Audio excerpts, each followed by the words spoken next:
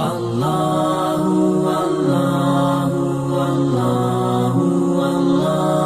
sama-sama kita melihat sinopsis apakah ringkasan yang kita akan baca pada hari ini. Baik, kita bermula dengan ayat 106 hingga 108, bukti adanya penghapusan hukum-hukum syariat. Nanti kita tengok istilah nasih ataupun mansukh, ya. Apa maksud mansukh ini?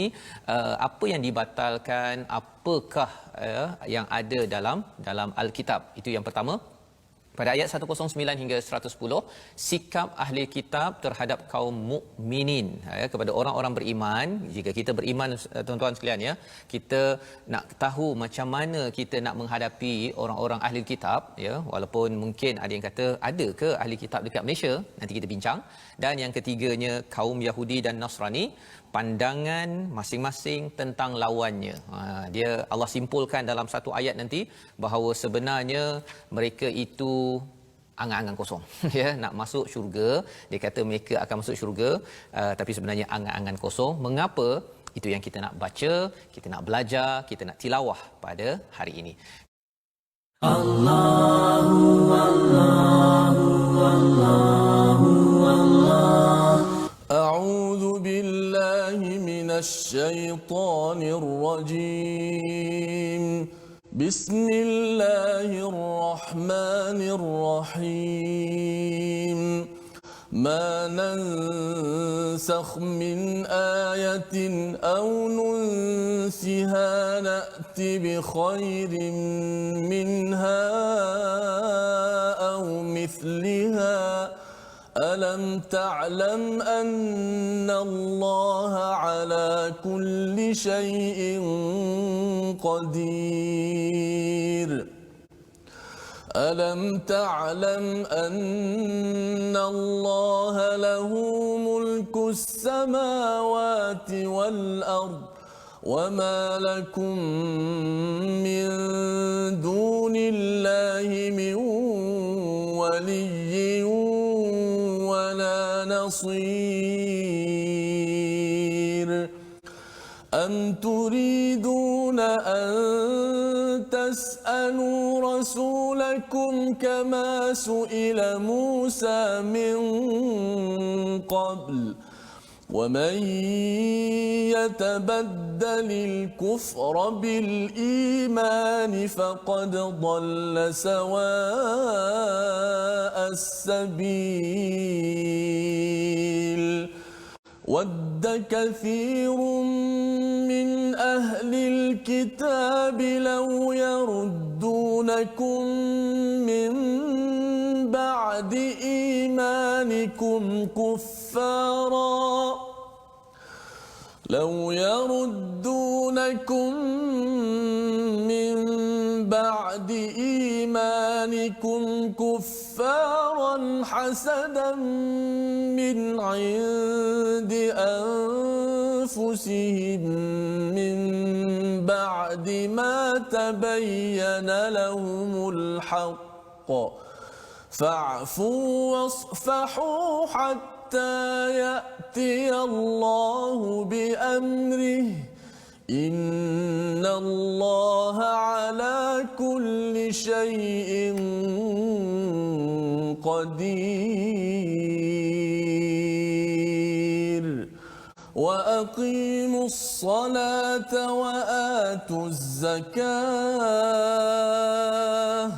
وما تقدموا لأنفسكم من خير تجدوه عند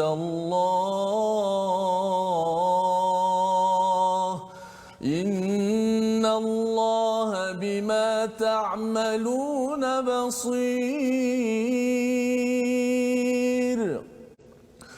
وقالوا لن يدخل الجنة إلا من كان هودا أو نصارى تلك أمانيهم قل هاتوا برهانكم إن كنتم صادقين بلى من أسلم محسن فله أجره عند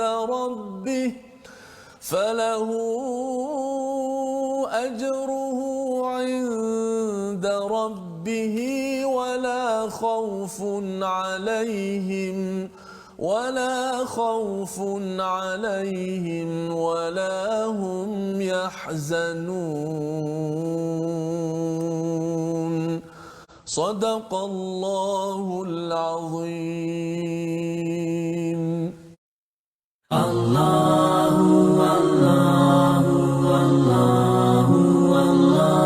Kita membawa kepada 3 sinopsis kita pada hari ini.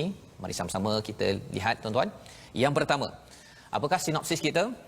Dalam kita membaca halaman 17 ini, elakkan hasad dalam hal, terutama hal beragama. Ya, walaupun kita tahu bahawa hasad ini boleh dalam bentuk harta dan sebagainya, tapi rupa-rupanya hal agama hasadnya itu lebih lagi. Ya, lebih lagi berlaku. Orang boleh berbunuhan kerana agama. Maksudnya yang pertama. Yang kedua, kalau kita ingin ganjaran terbaik, jangan minta ganjaran daripada manusia, ya, tetapi kita mula bertanya, minta kepada Allah Subhanahu Wa Taala.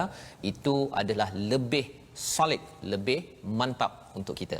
Dan yang ketiganya, setiap hujah, ya, yang kita bawakan, setiap idea yang kita bawakan dalam kehidupan kita, tuan-tuan sekalian, perlu ada asas ilmu daripada Allah Subhanahu Wa Taala, bukan sekadar amaniyuhum, bukan sekadar angan-angan kosong, ya, ataupun omong-omong kosong.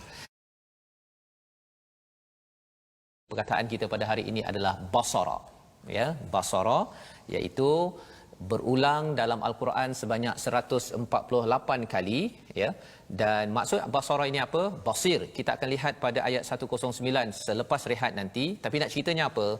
Basara ini ada kaitan dengan basir, Allah melihat, satu. Dan dalam diri kita, kalau kita nak beragama, kita bukan sekadar, apa istilahnya Ustaz, membabi buta, kan, bukan iman yang sembrono, tetapi kita hendaklah berasaskan kepada basirah mata ke? Bukan, tetapi berdasarkan pada mata hati yang betul-betul nampak. Dan kita tahu bahawa Allah akan jaga kita walaupun ada orang dengki, ya. Adakah orang dengki lebih kuat daripada Allah? Sudah tentu jawapannya Allah lebih kuat.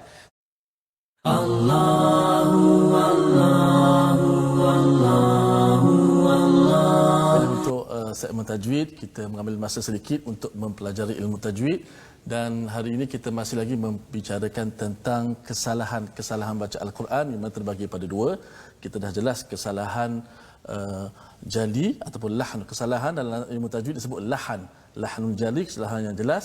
Dan kita masih lagi membicarakan tentang kesalahan yang khafi, iaitu kesalahan yang kecil.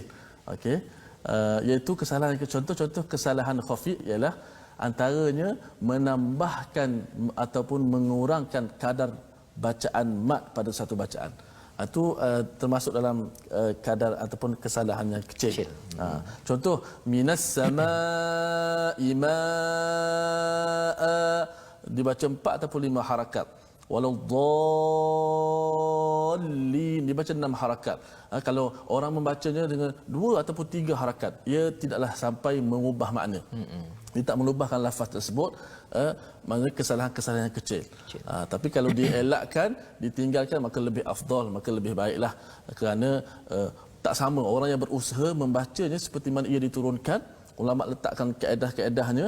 Kita baca minas samaa'i maa'a, walaupun nampak pada logik akalnya lah kurang sikit je, 1 harakat je, 2 harakat, tapi tak sama. Kita belajar untuk menyebut kalamullah dengan sempurna sebagaimana ia diturunkan, tak sama dengan orang yang baca, mungkin dia sebab tak belajar, dia baca 2 ataupun 3 harakat. Ya, tidak berubah makna kerana ia kesalahan yang tersembunyi, yang kecil, tapi makam tak sama.